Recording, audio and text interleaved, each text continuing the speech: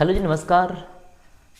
मैं Prince call आप सभी को अपने चैनल कॉल एकेडमी पे स्वागत करता हूं।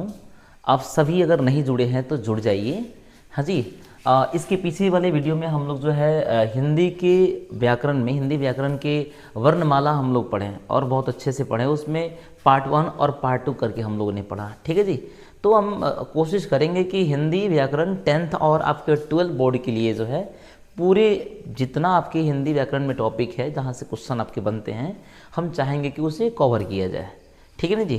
तो उसी सीरीज के दौरान जो है शब्द विचार टॉपिक आया। वर्ण विचार तो समाप्त हो गया, तो हम लोग शब्द विचार की बात करेंगे। ठीक है ना जी। तो शब्द विचार में आता क्या है? शब्द विचार आपके जो है हिंदी व्याकरण का एक क्या है जी, भाग है। क्या है जी? हिंदी व्याकरण का प्रकार नहीं कह सकते हैं, हिंदी व्याकरण का भाग है। क्या है जी? शब्द विचार। शब्द विचार में हम शब्दों के बारे में पढ़ते हैं, शब्दों के रूप पढ़ते हैं, शब्दों की रचना पढ़ते हैं, शब्दों के अर्थ पढ़ते हैं, शब्दों के उपयोग पढ़ते हैं। हाँ जी। तो शब्दों के बारे में पूरी तरीके से हम किस में पढ़ते हैं जी? शब्द विचार में पढ़ते हैं। ठीक है जी। अच्छा जी, अब हमें ये जान लेना जरूरी है कि शब्द क्या है। ठीक, वर्णों की सार्थक मेल को क्या कहते हैं? शब्द कहते हैं। जैसे यहाँ पे हम लिख ले, कमल लिख लेते हैं, तो कमल एक शब्द हो गया। इसी को हम कुछ ऐसा लिख लेते हैं, ल म अ, इसका पता नहीं अर्थ क्या है, ये अर्थहीन है, तो ये शब्द में नहीं आएगा। ठीक है ना जी। ये सार्थक शब्द है तो ये शब्दों में आएगा। ठीक है ना जी। चलिए, तो शब्द किसे कहते हैं? वर्णों के सार्थक मेल को क्या कहते हैं जी? शब्द कहते हैं। ठीक है जी। अब यहाँ देखिए, शब्द दो प्रकार के होते हैं सामान्य रूप से। पहला सार्थक शब्द है, दूसरा निरर्थक शब्द है। और निरर्थक शब्द अपने आप में कोई शब्द नहीं है। ठीक है ना जी। सार्थक शब्द किसे कहते हैं? जिसका अर्थ हो, उसे क्या बोलते हैं? सार्थक शब्द। मतलब वर्णों को हम इस तरीके से अरेंज करें कि उसका कोई अर्थ निकले, कोई मीनिंग हो, तो उसे क्या कहेंगे? हम सार्थक शब्द कहेंगे। जैसा कि यहाँ पे हमने कमल बताया, आप लिख दिए विद्यालय लिख दिए, तो साहब विद्यालय एक क्या है जी? सार्थक शब्द है, विद्यालय का अर्थ निकल रहा है। अगर हम लिख दिए नेक लिख दिए, तो नेक का मतलब क्या होता है? इसका भी एक अर्थ है, तो ये क्या हो गया? सार्थक शब्द हो गए। निरर्थक का कोई अर्थ नहीं होता, तो वैसे को हम क्या बोलते हैं? निरर्थक शब्द बोलते हैं। ठीक है ना जी। तो हम लोग शब्दों के बारे में ही जानना है, तो अब जानेंगे सार्थक शब्द के प्रकार। हाँ जी। सार्थक शब्दों को अलग अलग आधार पे जो है बांटा गया है। यहाँ पे आपको जो है दिख रहा है, बनावट या रचना के आधार पे सार्थक शब्द कितने जी? 3 प्रकार के होते हैं। कितने साहब? 3। क्वेश्चन में भी आपके इस टॉपिक से बहुत सारे क्वेश्चन कवर होता है। 10th और 12th, आपको पुनः इस बात को हम कह दें, ये आपका टॉपिक 10th और 12th, और यहाँ तक कि कॉम्पिटिटिव एग्जाम के लिए भी है। कॉम्पिटिटिव आपके जिस एग्जाम में आपकी हिंदी से क्वेश्चन बनता है, वहाँ पे इससे क्वेश्चन रहता ही रहता है। और आपका ये शब्द विचार बहुत बड़ा टॉपिक है, इसमें बहुत कुछ आपका आएगा। ठीक है ना जी। तो हम चाहेंगे 10th और 12th की जो भी ये स्टूडेंट है, अगर हिंदी नहीं पढ़े हैं या थोड़ी बहुत लगता है कि कन्फ्यूज़न है, तो मुझे उम्मीद है कि अगर ये वीडियो देखेंगे तो क्लियरिटी आपको मिलेगी, एकदम साफ साफ सारी बात समझ में आ जाएगा। ठीक है ना जी। चलिए, तो यहाँ पे सार्थक शब्द की आपका क्या बनावट के आधार पे अगर इसके हम प्रकार की बात करें तो 3 होते हैं। एक रूढ़ शब्द, यौगिक शब्द और योग रूढ़ शब्द। इसके बारे में हम लोग डिटेल्स पढ़ेंगे। ठीक है ना जी। बनावट के आधार पे कितने होते हैं जी? बनावट कह लो या रचना कह लो, बात बराबर है। रूढ़ शब्द, यौगिक शब्द और योग रूढ़ शब्द। हाँ जी। अब बात करेंगे उत्पत्ति के आधार पे। उत्पत्ति का मतलब भैया ये कहाँ से बना, ये इसका सोर्स क्या है, उसके आधार पे ये क्या हो जाएगा? एक होता है तत्सम, होता है तद्भव, होता है देशज और विदेशज। उत्पत्ति के आधार पे 4 होता है। कई बार क्वेश्चन आता है कि बताइए उत्पत्ति के आधार पे शब्दों के कितने प्रकार हैं, तो क्या मारेंगे टिक जी? 4। चलिए, अर्थ के आधार पे बात करें तो बहुत कुछ इसमें आता है। अनेकार्थी शब्द होता है जिसके अनेक अर्थ होते हैं। पर्यायवाची शब्द होता है। पर्यायवाची का मतलब इसका दूसरा नाम होता है समानार्थी शब्द भी कहते हैं साहब इसे। समानार्थी शब्द भी कहते हैं, पर्यायवाची कह लो या समानार्थी कह लो। ठीक है ना जी। इसके बारे में हम लोग पढ़ेंगे, एक एक करके पढ़ेंगे, बट यहाँ पे आपको बता रहे हैं कि एक ओवरव्यू हो जाएगा कि हमें शब्द विचार में पढ़ना क्या है। तो आपकी अर्थ के आधार पे क्या होता है? अनेकार्थी शब्द होते हैं, पर्यायवाची या आपके समानार्थी शब्द। एकार्थी शब्द का मतलब होता है एक अर्थ रखने वाले, और विलोम शब्द तो आप समझ रहे हो, उल्टा अर्थ रखने वाले। ठीक है जी। चलिए, अब रूप के आधार पे शब्द दो प्रकार के होते हैं। पूछता भी है कई बार एग्जाम में कि बताओ रूप के आधार पे कितने होते हैं शब्दों के प्रकार, तो दो मारेंगे। पहला है क्या, विकारी शब्द, दूसरा है अविकारी शब्द। देखिए, अविकारी शब्द जो होता है ना, इसे हम अव्यय बोलते हैं। आपके किसी भी आधार पे इसका जो है अर्थ नहीं बदलता है, वो आपका वचन हो, लिंग हो, कारक हो, किसी भी आधार पे आप किसकी लिंग नहीं बदलते, सॉरी इसके अर्थ नहीं बदलता है, तो ये कहलाता है आपका विकारी शब्द। इसे हम अव्यय भी कहते हैं। जब हम अव्यय पे बात करेंगे तो वहाँ पे इसको हम डिटेल्स में पढ़ाएंगे। विकारी शब्द का मतलब होता है कि इसका अर्थ बदलता है, वचन के अनुसार बदलता है, संज्ञा सर्वनाम के अनुसार बदलता है, आपके जो है लिंग के अनुसार बदलता है। जैसा कि एक हम आपको बताते हैं, यहाँ पर लिखिए, क्या लिखिए हम, खाना, क्या लिखिए हम, यहाँ पे लिखते हैं जैसे लड़का लिखते हैं, देखिए लड़का लिखते हैं, तो ये विकारी शब्द कैसे है। अब देखिए यहाँ पे अगर हम लिखेंगे कि लड़का खा रहा है, ठीक है, या लड़के खा रहे हैं, लड़के और लड़का में अंतर क्या है कि यहाँ पे वचन का अंतर है, ठीक है ना जी। तो यहाँ पे इसका रूप बदला कि नहीं बदला, लड़का लिख रहे हैं या लड़की लिख रहे हैं, तो यहाँ पे क्या एक वचन और द्विवचन हो गया, ठीक है ना जी। इसी प्रकार से कारक हो या लिंग हो, अगर लड़के लिखेंगे, लड़का लड़की, तो यहाँ पे आपके लिंग के अनुसार क्या हो जाएगा, वचन अंतर आ जाएगा, इसके रूप में अंतर आ जाएगा, तो इसके रूप बदलते हैं, ठीक है ना जी। चलिए, तो हम अभी क्या पढ़ेंगे, बनावट के आधार पे या रचना के आधार पे शब्दों के प्रकार, इसके बारे में हम लोग डिटेल्स पढ़ते हैं। ये बात समझ में आया जी, इसे इरेज करते हैं, ठीक है।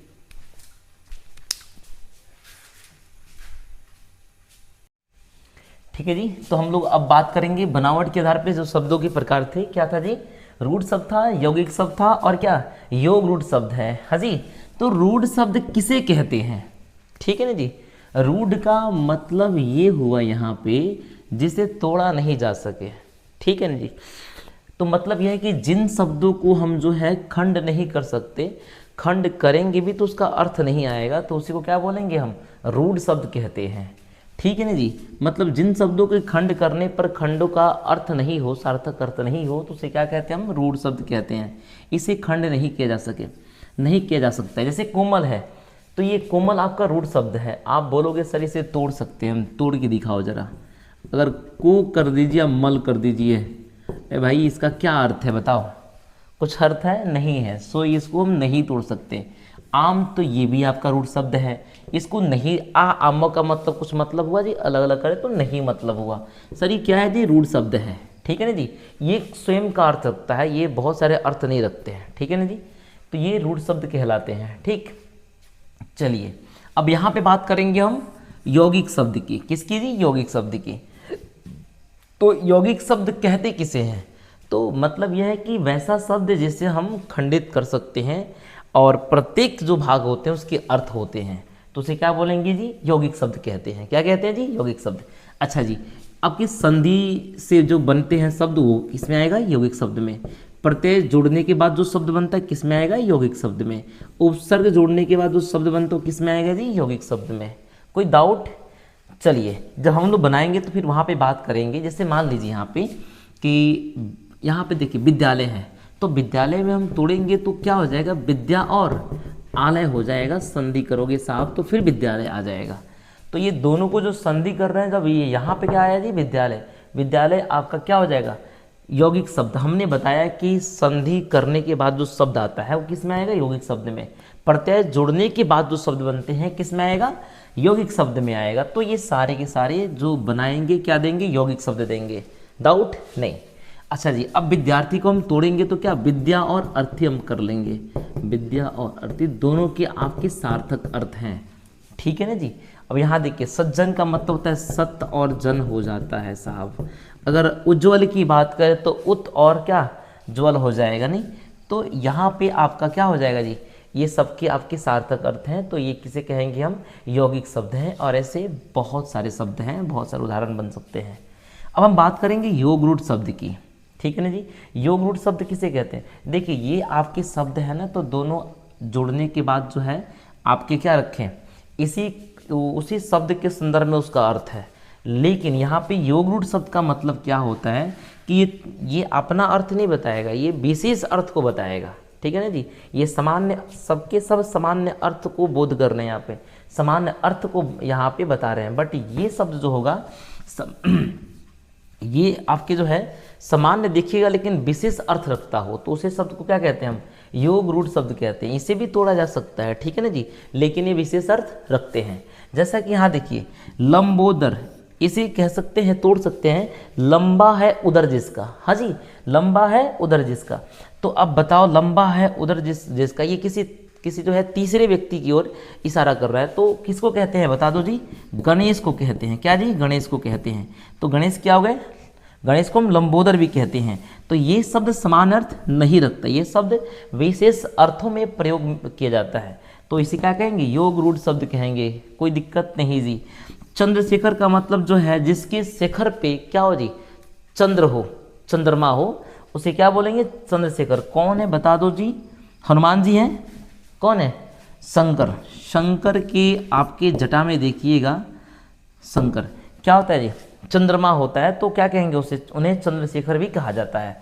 मृत्युंजय का मतलब होता है कि जो मृत्यु पे विजय प्राप्त किया हो उसे क्या कहेंगे, मृत्युंजय कहते हैं। तो किसको कहते हैं बता दीजिए जी, शंकर को ही कहते हैं मृत्युंजय। हाँ जी, तो ये देख रहे हैं कि सामान्य अर्थों में प्रयोग नहीं हो रहा है, ये विशेष अर्थों में प्रयोग हो रहा है। सो ये क्या है जी, योग रूढ़ शब्द है। हाँ जी, इसमें तो एकदम अंतर है। विद्यालय, विद्यालय का मतलब विद्या और आलय, विद्या अर्जन करने वाला, जिस जगह पे, आलय का मतलब घर होता है, जिस घर में या जिस जगह पे विद्या अर्जन होता है उसको क्या बोलते हैं, विद्यालय कहते हैं। तो ये तो इसी का अर्थ रख रहे हैं यहाँ पे, बट यहाँ पे बिल्कुल ही तीसरा अर्थ, कोई नया अर्थ रखा हुआ है।